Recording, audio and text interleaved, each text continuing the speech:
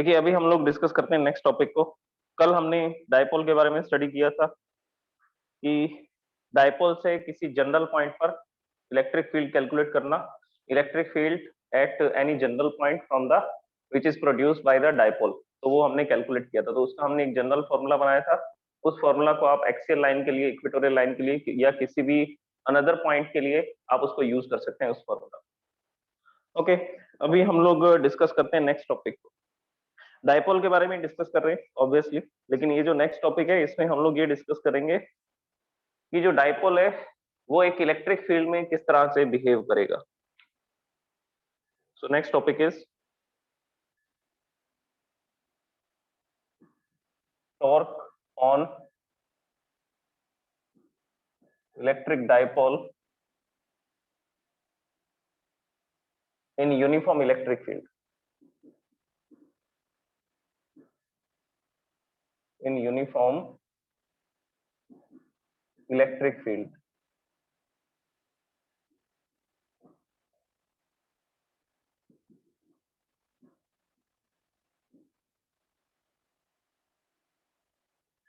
Okay, तो पहले uniform electric field बनाते हैं, फिर उसमें एक डायपोल को रखते हैं।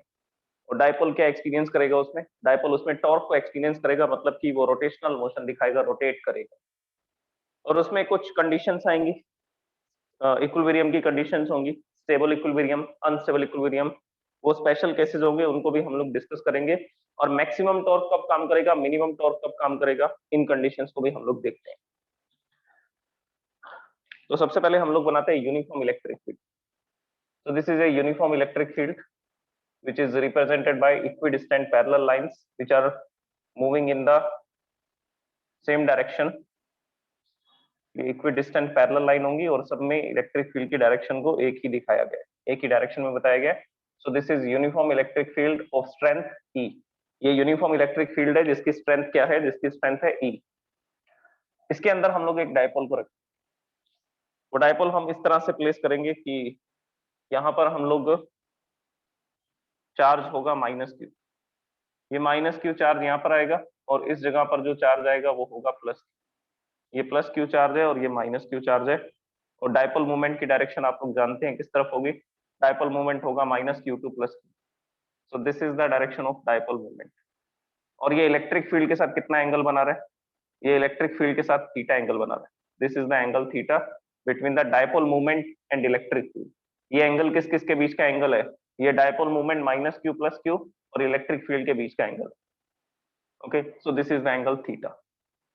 आप इस एंगल को यहाँ लिखना चाहें तो यहाँ लिख सकते हैं, अदरवाइज हम इस एंगल को यहाँ पर भी डिनोट कर सकते हैं, दिस इज थीटा।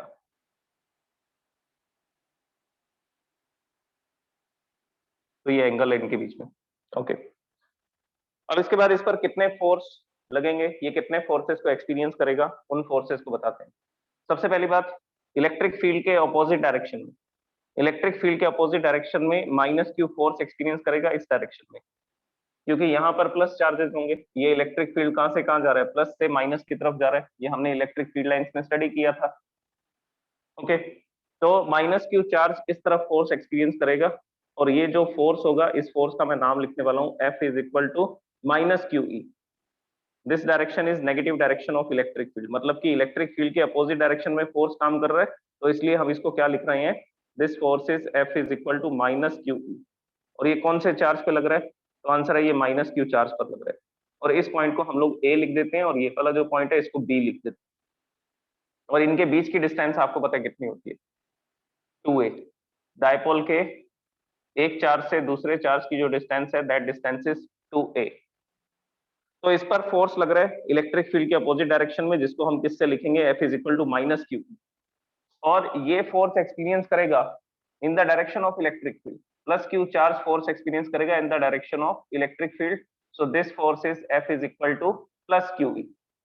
ये फोर्स है F is equal to +QE in this direction, और ये इलेक्ट्रिक फील्ड की है E। ओके, तो ये इस डायरेक्शन में फोर्स एक्सपीरियंस कर रहा है, ये इस डायरेक्शन में force. Net force on the dipole is 0 because both the forces are equal in magnitude and opposite in direction. तो दोनों जो फोर्सेज है उसमें से दोनों का मैग्नीट्यूड सेम है और दोनों की डायरेक्शन अपोजिट है, तो नेट फोर्स कितना आएगा, एक फोर्स है QE और दूसरा फोर्स है माइनस QE, नेट फोर्स आएगा 0। तो ये जो डायपोल है ये कैसा मोशन नहीं करेगा, नो ट्रांसलेशनल मोशन,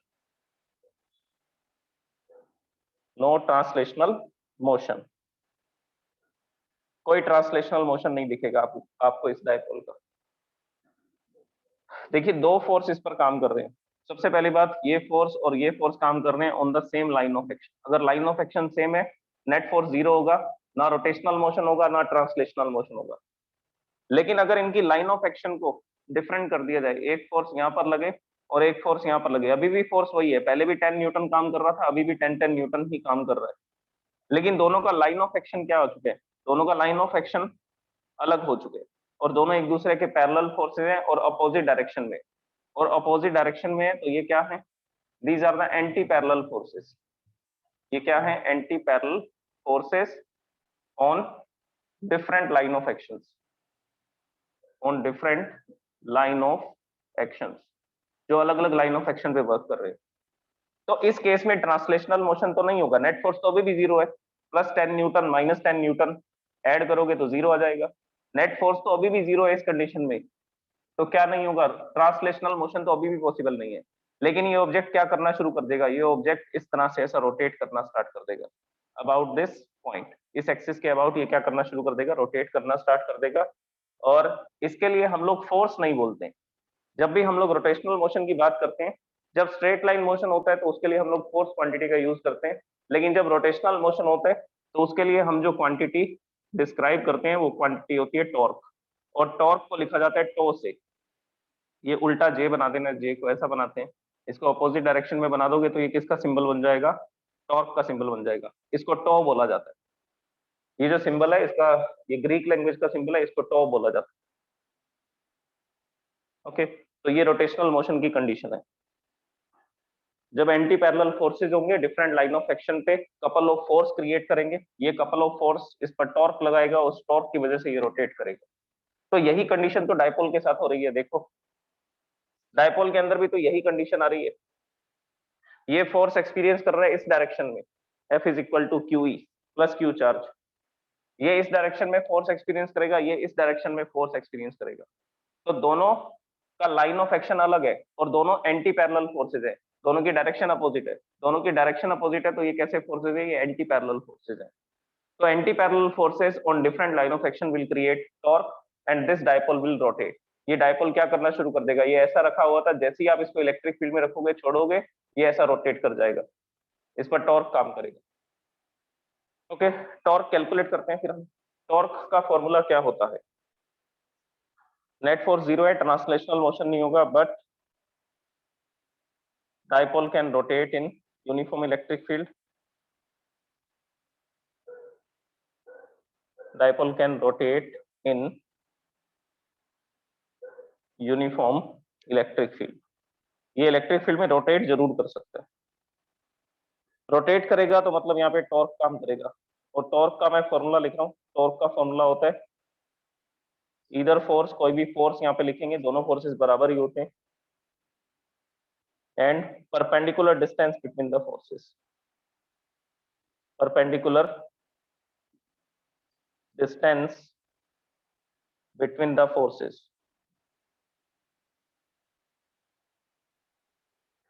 ओके, तो ये फॉर्मूला अप्लाई करते हैं, टॉर्क को लिखा जाता है टो से, फोर्स, फोर्स कितना काम कर रहा है QE, आपको सिर्फ मैग्नीट्यूड लिखना है, अभी डायरेक्शन में बता दूंगा कैसे लिखी जाएगी।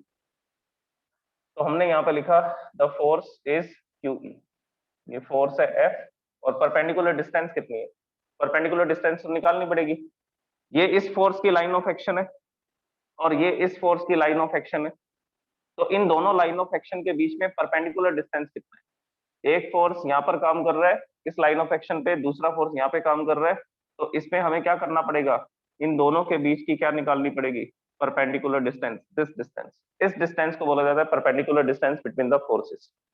और इस डायग्राम में हम इसको कैसे कैलकुलेट कर सकते हैं, देखिए यहाँ पर एक परपेंडिकुलर ड्रॉ करते हैं on this line of action F is equal to minus QE, ये लाइन ऑफ एक्शन को मैं एक्सटेंड करता हूँ और इसको डाउनवर्ड डायरेक्शन में ऐसा लेकर के आता हूँ और इस लाइन ऑफ एक्शन के साथ ऐसा ज्वाइन कर देता हूँ, तो ये होगी perpendicular distance. This is the perpendicular distance between two forces. इस पॉइंट को हम लोग सी नाम दे देते हैं। Okay, so this is the perpendicular distance CB. CB is the perpendicular distance. और ये सीबी की वैल्यू कैसे निकाली जाए? सीबी की वैल्यू हम निकाल सकते हैं थीटा। थीटा के सामने वाला ये परपेंडिकुलर है, this is the perpendicular CB.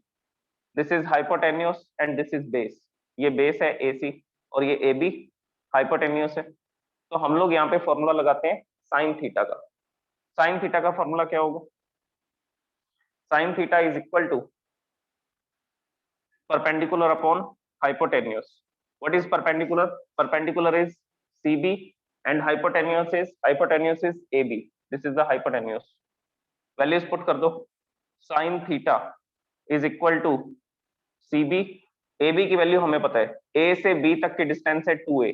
ये माइनस Q से प्लस Q चार्ज की डिस्टेंस होती है 2A, तो हमने यहाँ पर लिख दिया 2A। तो CB कितना आ जाएगा? ये डिवाइड में इधर आएगा तो मल्टीप्लाई में आ जाएगा। तो सीबी के प्लेस पर क्या लिख सकते हैं? सीबी के प्लेस पर लिख सकते हैं 2a sin theta. This is the value of CB. ये इस ट्राइंगल से निकाली गई है, इस ट्राइंगल से निकाली गई, और ये परपेंडिकुलर को हमने कैलकुलेट किया। और ये जो परपेंडिकुलर हमने कैलकुलेट किया साइन थीटा के फॉर्मूला से, ये कितना आ रहा है? 2a sin theta. This is the distance of CB. ये सीबी की डिस्टेंस है। ओके, तो ये हमने डायग्राम से कैलकुलेट करके लिख दिया। आप अलग से इसको बताना चाहें तो बता सकते हैं, नहीं तो डायग्राम में ही लिख सकते हैं 2a sin थीटा डायरेक्टली। अब वैल्यूज पुट करने का टाइम आ चुका है। फोर्स की वैल्यू पुट करते हैं। फोर्स की वैल्यू है QE। सीबी की वैल्यू क्या है? अभी कैलकुलेट किया। सीबी की वैल्यू है 2a sin थीटा, तो मैंने सीबी के प्लेस पर लिखा 2a sin थीटा। हम इसको अरेंज कर लेते हैं। अरेंज करेंगे तो ये हो जाएगा Q into 2a। Q 2a को एक साथ लिख देते हैं, तो ये मैंने एक साथ लिख दिया Q इंटू 2a, और ये हो गया E sin theta. Q into 2a इसको लिख सकते हैं डायपोल मूवमेंट। यहां से आपको डेफिनेशन मिलेगी डायपोल मूवमेंट की। सो this is the dipole movement Q into 2a। ये हम लोग पढ़ते आ रहे हैं, डायपोल के लिए इसको हमने स्टडी किया था। This is dipole movement. तो Q इंटू 2a की जगह P लिख दिया। आगे क्या है? E sin theta. So this is the formula of the torque. This torque will be experienced by the dipole in the uniform electric field of magnitude E. E magnitude के electric field में ये इतने torque को experience करेगा। इसको vector form में लिखा जा सकता है। वेक्टर फॉर्म में कैसे लिखेंगे? साइन थीटा है, साइन थीटा अगर इस फॉर्मूला में आ रहा है तो साइन थीटा को हटा करके हम लोग लगाएंगे क्रॉस प्रोडक्ट। तो जैसे ही मैंने यहां से साइन थीटा को रिमूव किया तो टॉर्क का फॉर्मूला बनेगा P vector cross E vector, and torque is also a vector quantity. Torque की डायरेक्शन कैसे निकाली जाती है? तो आंसर है राइट हैंड थंब रूल से। किससे निकाली जाएगी इसकी डायरेक्शन? क्या लिख देता हूं मैं, कॉर्क स्क्रू रूल से भी निकाल सकते हैं। Direction of torque is calculated by, is given by right hand thumb rule.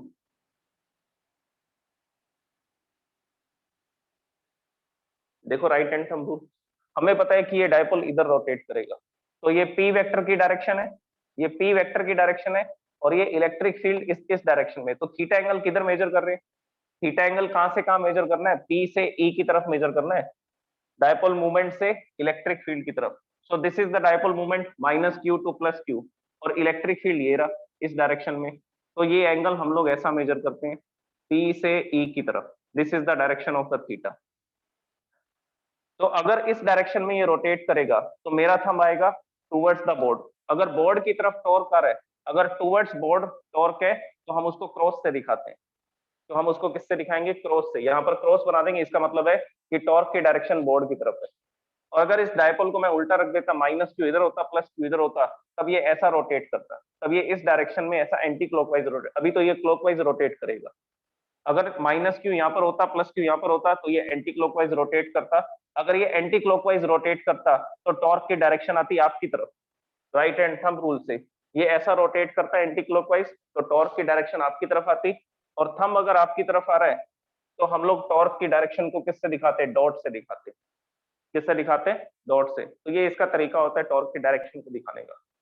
Cross है तो मतलब पेपर की तरफ है, बोर्ड की तरफ है। डॉट का मतलब है कि पेपर से बाहर की तरफ है, आउटवर्ड डायरेक्शन में है। या टुवर्ड्स यू है, आपकी तरफ है इसकी डायरेक्शन। तो ये टॉर्क की direction right hand thumb rule से बता सकते हैं। ये क्लॉकवाइज घूम रहा है तो फिंगर्स को क्लॉकवाइज टर्न करना है और थंब जो है वो बोर्ड की तरफ पॉइंट करेगा।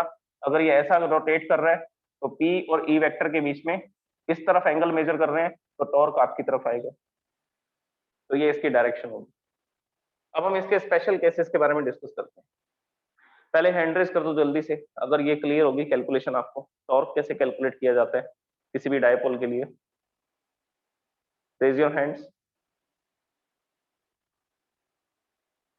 Okay, very good. अब मैं ये सारी चीजों को इरेज करता हूँ, सिर्फ एक ही फॉर्मूला को हम रखते हैं और इसी को डिस्कस करेंगे डिफरेंट डिफरेंट केसेस के लिए। डिफरेंट डिफरेंट केसेस के लिए इसको डिस्कस करते हैं। तो टॉर्क कैसे कैलकुलेट किया जाता है, force into perpendicular distance between the forces. अब स्पेशल केसेस लेते हैं और स्पेशल केसेस के डायग्राम बनाते हैं।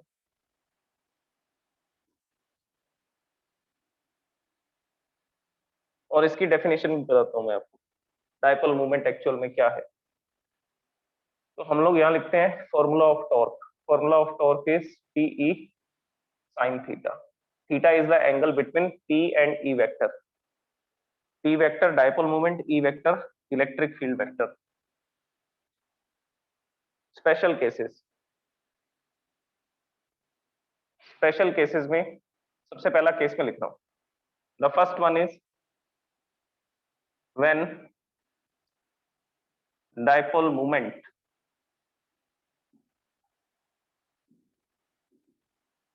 and electric field vector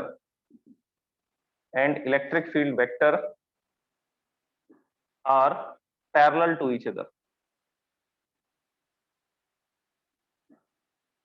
जब वो एक दूसरे के पैरेलल हो, मतलब एक ही डायरेक्शन में हो, दोनों एक ही डायरेक्शन में हो। डायग्राम देखिए,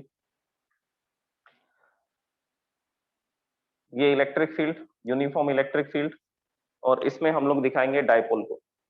डायपोल देखिए किस डायरेक्शन में, ये इलेक्ट्रिक फील्ड की डायरेक्शन है, this is the direction of electric field, और हमने इस डायपोल को यहाँ पर प्लेस कर दिया ऐसा, minus Q plus Q, minus Q and plus Q. इस केस में क्या होगा, फोर्सेस किधर काम करेंगे, इस पर तो फोर्स काम करेगा F is equal to minus Q E, और इस पर फोर्स काम करेगा F is equal to Q E, इस डायरेक्शन में, in the direction of electric field. तो ये तो क्या हुआ, एंटी पैरेलल फोर्सेस तो हो रहे हैं, लेकिन इनका लाइन ऑफ एक्शन सेम है। लाइन ऑफ एक्शन सेम है, नेट फोर्स भी जीरो होगा, रोटेशनल मोशन भी नहीं होगा, रोटेशन नहीं करेगा। तो इस केस में टॉर्क जीरो होगा। This is the direction of dipole moment and this is the direction of electric field. तो इस केस में थीटा आएगा जीरो। थीटा जीरो आने का मतलब है कि टॉर्क जो होगा वो होगा P E sine 0 degree. Dipole moment की भी कुछ वैल्यू है, इलेक्ट्रिक फील्ड की भी कुछ वैल्यू है। यहाँ पर डायपोल मोमेंट भी है और इलेक्ट्रिक फील्ड भी है, दोनों ही चीजें हैं। डायपोल भी पड़ा है, इलेक्ट्रिक फील्ड भी है, लेकिन थीटा जीरो है, दोनों के बीच का एंगल जीरो है। साइन जीरो जीरो होते हैं, तो इस केस में टॉर्क आएगा जीरो। और ये कैसा टॉर्क होगा, this is the minimum torque, ये मिनिमम टॉर्क है। तो ये मिनिमम टॉर्क की कंडीशन होगी। अच्छा, मैं इस कंडीशन को एक स्पेशल नाम से बुलाना चाहूंगा, वो नाम होगा स्टेबल इक्विलिब्रियम। Stable equilibrium. अगर मैं इस डायपोल को इस पोजीशन से डिस्टर्ब कर दूं, अगर ऐसा नीचे की तरफ ले जाऊं, माइनस क्यू इधर चला जाएगा, प्लस क्यू ऊपर आ जाएगा, जैसे रिलीज करूंगा ये फिर से ऐसा हो जाएगा। तो आप इसको यहां से ऐसा डिस्टर्ब करेंगे, ऊपर की तरफ लेकर के जाएंगे, ऐसा घुमाएंगे इस डायरेक्शन में, रिलीज करेंगे फिर ऐसा आ जाएगा, इधर घुमाएंगे रिलीज करेंगे फिर ऐसा आ जाएगा। तो ये कौन सी कंडीशन है, यही तो स्टेबल इक्विलिब्रियम की कंडीशन है। ऐसा क्यों होगा, अब उसके कारण को समझिए, उसके कारण को समझिए। जब आपने इसको स्टेबल इक्विलिब्रियम की पोजीशन से ऐसा डिस्टर्ब कर दिया, इधर माइनस क्यू ले आए, इधर प्लस क्यू ले आए, इसको थोड़ा सा पुश कर दिया, ये पहले इस कंडीशन में था, ये इसकी इनिशियल कंडीशन है जिसको मैं डॉटेड लाइन से दिखा रहा हूँ, ये माइनस क्यू प्लस क्यू। तो मैंने इसको पुश किया डाउनवर्ड डायरेक्शन में, यहाँ ले आया, यहाँ ले आया, तो इस केस में इस पर टॉर्क काम करेगा। यहाँ पर फोर्स होगा इस डायरेक्शन में, F is equal to minus Q E, और यहाँ पर फोर्स होगा F is equal to Q E इस डायरेक्शन में। तो दो फोर्स काम करेंगे, दो फोर्स काम करेंगे, और एंटी पैरेलल फोर्सेज हैं, लाइन ऑफ एक्शन अलग है। ये फिर से ऐसा रोटेट करेगा, और रोटेट करने के बाद दोबारा से कौन सी कंडीशन में आ जाएगा, दोबारा से ये इक्विलिब्रियम की कंडीशन में आ जाएगा। क्योंकि जब आप इसको डाउनवर्ड डायरेक्शन में डिस्प्लेस कर रहे हो, जब आप इसको ऐसा डाउनवर्ड डायरेक्शन में डिस्प्लेस कर रहे हो तो टॉर्क क्रिएट हो रहा है ऐसा, तो टॉर्क ये घूमेगा ऐसा क्लॉकवाइज, तब ये क्लॉकवाइज घूम करके वापस स्टेबल इक्विलिब्रियम में आ जाएगा। हो सकता है ये मोशन में है तो मोशन की वजह से ये स्टेबल इक्विलिब्रियम से आगे निकल जाए, आगे निकल जाएगा तो फिर से टॉर्क काम करेगा। जैसे ही आपने इसको रिलीज किया, रिलीज करने पर ये ऐसा हुआ, इस पोजीशन पे ये रुक नहीं पाया क्योंकि ये मोशन में था, ये फिर ऐसा आगे निकल गया, आगे निकल गया तो ये कंडीशन आ गई, माइनस क्यू इधर चला गया, फिर प्लस क्यू इधर चला गया। तो इस केस में ये इधर फोर्स एक्सपीरियंस करेगा, ये इधर फोर्स एक्सपीरियंस करेगा। अब ये अपोजिट डायरेक्शन में रोटेट होगा, फिर ये ऐसा रोटेट होगा, तो एक्चुअल में ऐसा वाइब्रेट करना शुरू कर देगा और फिर थोड़े समय के बाद में ये स्टेबल इक्विलिब्रियम में आ सकता है। अगर इसकी एनर्जी लॉस हो जाए तो, अगर आसपास एयर पार्टिकल्स होंगे तो उस केस में जब ये ऐसा वाइब्रेट कर रहा होगा तो आसपास के पार्टिकल्स में एनर्जी जाएगी और एनर्जी लॉस होने से ये स्टेबल इक्विलिब्रियम में आ जाएगा। लेकिन अगर आसपास वैक्यूम हो तो आप इसको डिस्प्लेस तो कर दोगे लेकिन ये मीन पोजीशन पे आएगा, मीन पोजीशन पे रुक नहीं पाएगा, फिर आगे निकल जाएगा, फिर वापस आएगा, फिर मीन पोजीशन पे रुकेगा नहीं, तो ये इस तरह से ऐसा वाइब्रेट करना शुरू कर देगा। ये चीज क्लियर है सबको? स्टेबल इक्विलिब्रियम क्यों बोला जा रहा है? क्योंकि ये फिर से उसी कंडीशन में आ सकता है।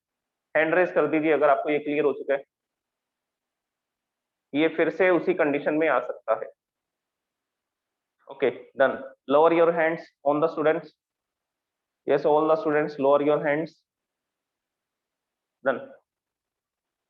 तो इस तरह से ये टॉर्क का एक्सपीरियंस करेगा जब आप इसको डिस्टर्ब करोगे इस पोजीशन से, जब आप इसको इस पोजीशन से डिस्टर्ब करोगे तो ये क्या एक्सपीरियंस करेगा? ये टॉर्क एक्सपीरियंस करेगा। सो this is the stable equilibrium. आप इसको इससे डिस्टर्ब कीजिए, ये फिर से आ जाएगा, फिर डिस्टर्ब करेंगे फिर से आ जाएगा, तो ये होती है स्टेबल इक्विलिब्रियम की कंडीशन। नेक्स्ट हम लोग डिस्कस करते हैं सेकंड स्पेशल केस है इसका, when dipole moment and electric field vector are anti parallel. ये जब एंटी पैरेलल होंगे, एंटी पैरेलल का मतलब है कि डायपोल जो है वो इलेक्ट्रिक फील्ड के अपोजिट डायरेक्शन में है। अपोजिट डायरेक्शन में देखिए कैसे बना सकते हैं इसको। ये इलेक्ट्रिक फील्ड और इस इलेक्ट्रिक फील्ड में डायपोल को ऐसा रखा गया in this condition, plus Q इधर रख दिया और ये माइनस क्यू को इधर रख दिया, तो एंटी पैरेलल हो गया ना। पी वेक्टर इस डायरेक्शन में है, डायपोल मूवमेंट इधर है, ये डायपोल मूवमेंट की डायरेक्शन है और ये इलेक्ट्रिक फील्ड की डायरेक्शन है इन दिस डायरेक्शन, तो दोनों की डायरेक्शन अपोजिट होगी। दोनों की डायरेक्शन अपोजिट होगी तो एंगल कितना आएगा? एंगल आएगा 180 डिग्री। अगर दोनों अपोजिट डायरेक्शन में है, डायपोल मूवमेंट इधर काम कर रहा है, इलेक्ट्रिक फील्ड इधर काम कर रहा है, इसको आप इस डायग्राम से बता सकते हैं, this is the dipole movement direction, this is the direction of electric field, so the angle between the P and E vector is 180 degree. तो इनके बीच में 180 डिग्री का एंगल है, दोनों अपोजिट डायरेक्शन में है। ओके अब फोर्सेस कितने काम करेंगे इस पर? दो फोर्स काम करेंगे। यहाँ पर फोर्स काम करेगा F is equal to, sorry ये इसको रिपेल करेगा, यहाँ पर प्लस चार्जेस होंगे, इलेक्ट्रिक फील्ड प्लस से माइनस की तरफ होता है, तो ये प्लस प्लस को रिपेल करेगा, ये इस डायरेक्शन में फोर्स एक्सपीरियंस करेगा। कितना फोर्स एक्सपीरियंस करेगा? तो आंसर है F is equal two plus Q E, क्योंकि इलेक्ट्रिक फील्ड की डायरेक्शन में फोर्स एक्सपीरियंस कर रहा है। और इधर माइनस चार्जेस होंगे, या इधर ये जो प्लस चार्ज है ये माइनस क्यू को अपनी तरफ खींचेगा, अपनी तरफ खींचेगा तो ये इस डायरेक्शन में फोर्स एक्सपीरियंस करेगा, और ये कितना फोर्स एक्सपीरियंस करेगा? F is equal to minus Q E. तो ये फोर्स एक्सपीरियंस कर रहा है F is equal to minus Q E, ये फोर्स एक्सपीरियंस कर रहा है प्लस क्यू ई। फिर से अपोजिट डायरेक्शन में फोर्सेस हैं, नेट फोर्स इसमें भी जीरो आ रहा है, नेट फोर्स इसमें भी जीरो आ रहा है, ना ये रोटेट करेगा ना ये ट्रांसलेशनल मोशन करेगा, दोनों ही मोशन नहीं करेगा, तो ये भी इक्विलिब्रियम तो है। अच्छा इस कंडीशन में टॉर्क निकालते हैं, P E sine 180 degree, sine 180 degree zero होता है, साइन 180 डिग्री की वैल्यू होती है जीरो, ये पुट करोगे आप, टॉर्क इस केस में भी जीरो आएगा, तो ये भी मिनिमम टॉर्क की ही कंडीशन है।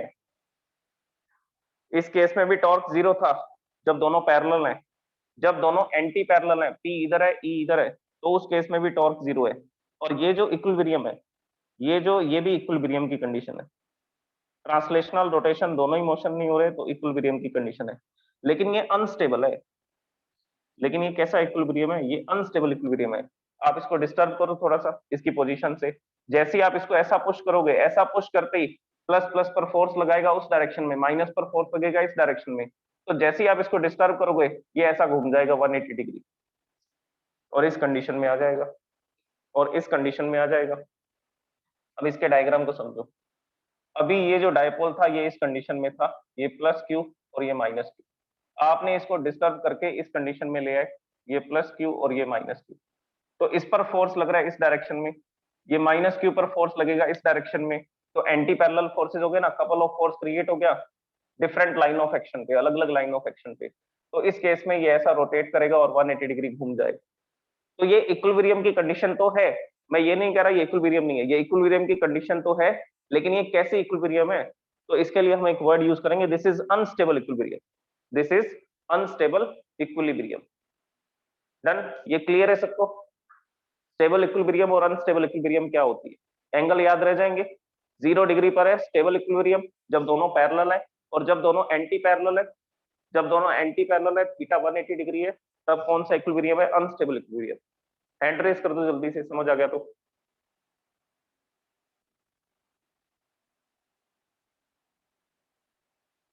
ओके। अच्छा, अगर मैं इसको दूसरी तरफ डिस्प्लेस करूं, ऐसा डिस्प्लेस ना करके मैं इसको इस डायरेक्शन में डिस्प्लेस करूं, तो इस डायपोल को मैंने पकड़ा और ऊपर की तरफ ऐसा पुश कर दिया, ऐसा पुश कर दिया, तो ये डायपोल की नई कंडीशन आ गई। ये प्लस क्यू यहाँ पे आ चुका है क्योंकि मैंने इसको ऐसा पुश किया था, और माइनस क्यू इस तरफ आ चुका है। अब फोर्स एक्सपीरियंस होंगे इस डायरेक्शन में क्यू ई फोर्स, इस डायरेक्शन में माइनस क्यू ई फोर्स, फिर से कपल ऑफ फोर्स हो गया, anti parallel forces on different line of action. फिर ये ऐसा घूमेगा और रोटेट करके फिर से इस कंडीशन में आ जाएगा। तो आप इसको डाउनवर्ड डायरेक्शन में डिस्टर्ब करो या ऊपर की तरफ थोड़ा सा जैसे भी पुश करोगे, ये अपनी इस कंडीशन को छोड़ करके पूरा ही घूम जाएगा, ऐसा रोटेट हो जाएगा। तो जब तक आप इसको डिस्टर्ब नहीं करोगे तब तक ये इक्विलिब्रियम में रहेगा, जैसे ही डिस्टर्ब किया वैसे ही इसकी इक्विलिब्रियम की स्टेट खत्म हो जाएगी। अब हम लोग थर्ड पॉइंट इसका डिस्कस करते हैं फटाफट जल्दी से। थर्ड पॉइंट है परपेंडिकुलर का। When dipole movement and electric field vector are perpendicular to each other, when dipole movement p vector and electric field vector are perpendicular to each other.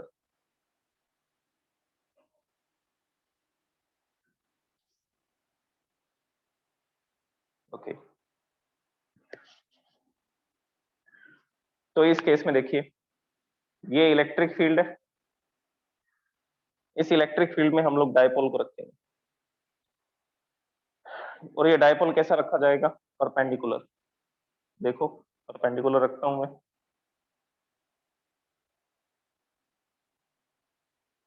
ये है प्लस क्यू, ये है minus Q, dipole को ऐसा रखा गया electric field.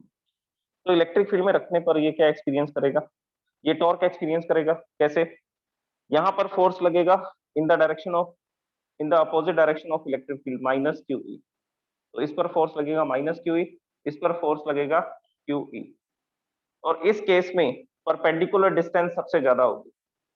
अगर dipole ऐसा पड़ा है तो परपेंडिकुलर डिस्टेंस कम है, इस डायपोल के बीच में ये परपेंडिकुलर डिस्टेंस है।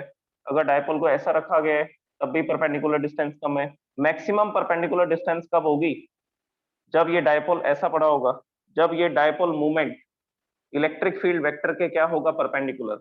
ये डायपोल मूवमेंट की डायरेक्शन है, ये इलेक्ट्रिक फील्ड की डायरेक्शन है, दोनों एक दूसरे के क्या है? दोनों एक दूसरे के परपेंडिकुलर है। तो इस केस में ये टॉर्क एक्सपीरियंस करेगा। कितना टॉर्क एक्सपीरियंस करेगा? देखिए थीटा की वैल्यू क्या आएगी? थीटा की वैल्यू आएगी 90।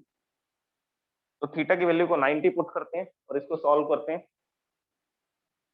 थीटा 90 पुट करोगे तो टॉर्क आएगा P E sine 90, so torque is P E, so torque is P E, ये टॉर्क होगा इसमें।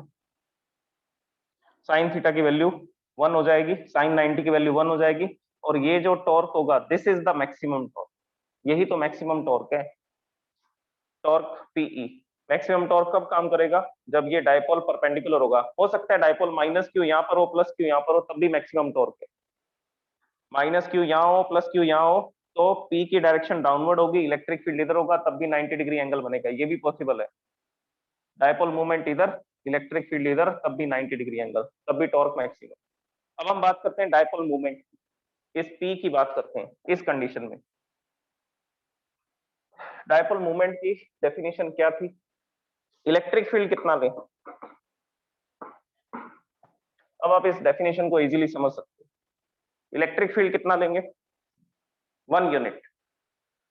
तो यहां पर मैंने एक इलेक्ट्रिक फील्ड लगा रखा है, this electric field is 1 newton per coulomb, this is the electric field 1 newton per coulomb. और इसमें मैंने डायपोल को रखा, ये डायपोल है -q, ये है +q, कितने एंगल पर रखा? 90 डिग्री पर परपेंडिकुलर रखा, ये p वेक्टर की डायरेक्शन है। तो इस समय ये जितना टॉर्क एक्सपीरियंस करेगा, उसी टॉर्क को तो डायपोल मूवमेंट बोला जाता है। वैल्यूज पुट करो, यहाँ पे लिखेंगे p, इलेक्ट्रिक फील्ड कितना है? इलेक्ट्रिक फील्ड है 1 newton per coulomb. Sine theta कितना आएगा? साइन 90, साइन 90 भी 1 होता है। तो टॉर्क किसके बराबर आ जाएगा? टॉर्क बराबर आ जाएगा डायपोल मूवमेंट के।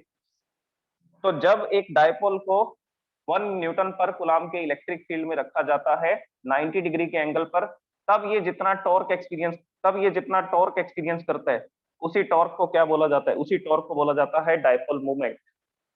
अब ये डेफिनेशन क्लियर है आपको डायपोल मूवमेंट की?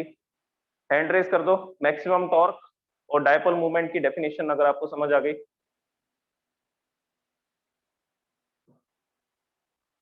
यही बताया था उस दिन मैंने आपको, जब हम डायपोल को स्टार्ट कर रहे थे, कि 1 यूनिट इलेक्ट्रिक फील्ड में परपेंडिकुलर अगर रखेंगे डायपोल को, तो उस केस में वो जितना टॉर्क एक्सपीरियंस करेगा, उसी को डायपोल मूवमेंट बोलते हैं, that is dipole movement. Okay, thank you so much.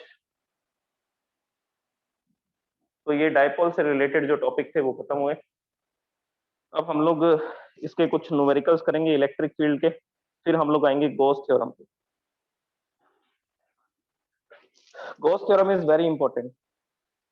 जो गॉस थ्योरम है वो बहुत इंपॉर्टेंट है, क्योंकि उसका रीजन ये है कि एग्जाम के अंदर आपको इसका एक एप्लीकेशन जरूर मिलेगा। गॉस थ्योरम को प्रूफ करना या गॉस थ्योरम को यूज करते हुए किसी भी जगह पर इलेक्ट्रिक फील्ड की कैलकुलेशन करना, it is very important question. तो गॉस थ्योरम इंपॉर्टेंट है, तो नेक्स्ट लेक्चर में इसको स्टार्ट करेंगे हम लोग। Thank you so much.